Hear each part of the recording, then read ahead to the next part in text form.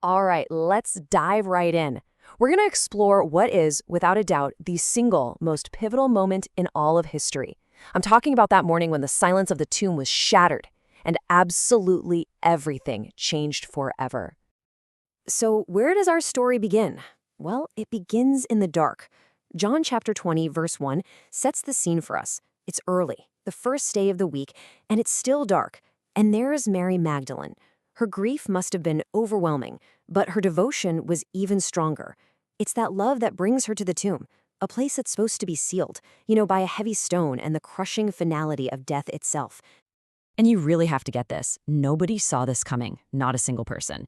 The disciples, they were scattered, their hopes completely shattered. In their minds, you see, the resurrection was something for the far-off future, for the very end of the age. It wasn't supposed to just break into the middle of history like this. So when Mary finds that tomb open, her first reaction isn't joy or triumph. It's just pure disorienting shock. So what happens next? Well, it's a scene of just raw human emotion. This is not some calm, orderly discovery. No way. It's a chaotic mix of fear, maybe a tiny flicker of hope, and just overwhelming disbelief. All of it exploding at the exact same time. In the way this story is told, the pacing is so intentional. Think about it. Mary runs, then Peter and John, they run. There's this breathless urgency, right? It's like this frantic race from total confusion towards a truth they can't even begin to wrap their minds around. You have one disciple who gets there first but kind of hesitates, but then there's Peter. Bold Peter, true to his character, he just barrels right on in. It's this perfect picture of adrenaline and awe just colliding. Okay, so now we're inside the tomb, and everything just slows. Way down. That frantic, breathless race outside, it gives way to this quiet, intense moment of examination. And it's here that a few simple clues start to build into a belief that will literally alter the world forever. And what's really fascinating here is if you look at the original language, it shows this powerful progression in how they see. First, Mary has a blapé moment. It's just a quick, surface-level glance. She just observes, hey, the stone is gone. But then, when the beloved disciple, that's John, goes in, he has an Eden moment. He sees with comprehension, with this dawning spiritual insight that leads him straight to belief. It's the difference between just looking at something and truly understanding it. And right in between those two types of seeing, you've got Peter. He doesn't just glance. The word used for him is theoreo. He observes intensely. You can almost picture it, can't you? He's carefully examining the entire scene, taking in every single detail with this almost forensic-like precision, just trying to make sense of what seems completely impossible. And this is the detail that changes everything. He sees the linen wrappings just lying there, and the face cloth, the sudarion. It wasn't just thrown aside in a hurry. It was folded up, neatly by itself. Now think about that. Would grave robbers do that? No. Would someone escaping in a panic do that? Absolutely not. This isn't a scene of chaos. This is a sign of deliberate, sovereign order. Someone was in complete and total control. You see, this whole stunning event wasn't some random miracle that came out of nowhere, not at all. This was the divine climax of a story that God had been telling for centuries.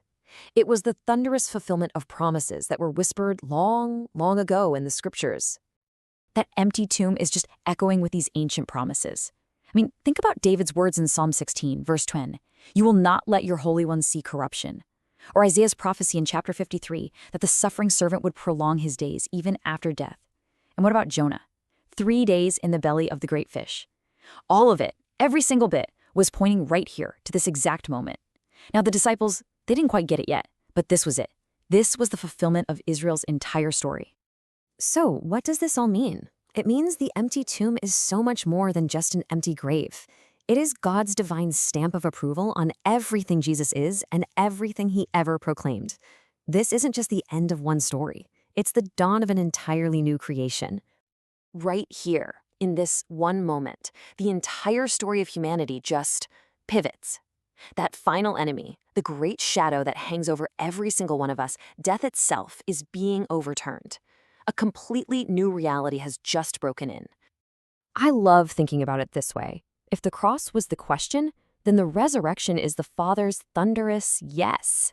It's the divine declaration that says the Son's sacrifice was perfect, it was sufficient, and his victory is absolute and complete. And this is so important to grasp. Jesus isn't just brought back to life like Lazarus was. I mean, Lazarus would eventually have to die again. No, Jesus is raised into a completely new kind of existence, a glorified, incorruptible, death-proof life. This is the very dawn of eternal life, breaking into our world of death and decay. The resurrection is, in fact, the very first day of God's new creation. The same power that will one day remake the heavens and the earth was unleashed first, right there in that tomb, starting with the body of his Son. It's the beginning of everything being made new. And isn't it beautiful how it all comes together? The story that started with humanity's tragic failure in a garden, it finds its glorious redemption right here, with the second Adam rising to life in a garden tomb. He reverses the curse. He starts a whole new humanity, one that isn't defined by sin and death, but by resurrection life in him. And that's the ultimate promise, isn't it? Because he lives, we too shall live.